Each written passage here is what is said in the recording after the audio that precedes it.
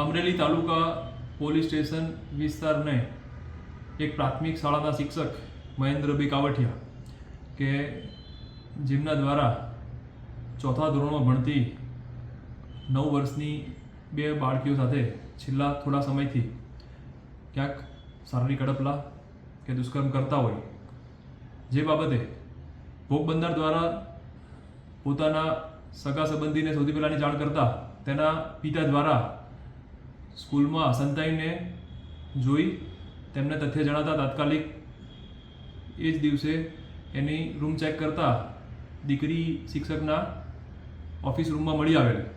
તાત્કાલિક પોલીસને જાણ કરવામાં આવી.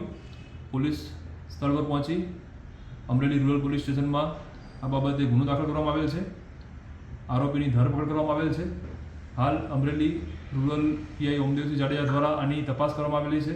FSLની ટીમની પણ મદદ લેવામાં આવી છે અને આગળ આરોપીના રિમાન્ડ કાર્યવાહી અને કેટલા સમયથી આ 2 બાળકીઓ સાથે કેવા પ્રકારનું દુષ્કર્મ કર્યા એની ઊંડાણપૂર્વક તપાસ કરવામાં આવી રહી છે. પ્રાથમિક પૂછપરછમાં હાલમાં પ્રાથમિક દ્રષ્ટિએ બંને 2 ભોગ બનનાર બાળકીઓ સાથે છેલ્લા થોડા સમયથી આ પ્રકારનો શારીરિક અડપલા અને દુષ્કર્મ કરતા હોવાનું જણાઈ આવે છે.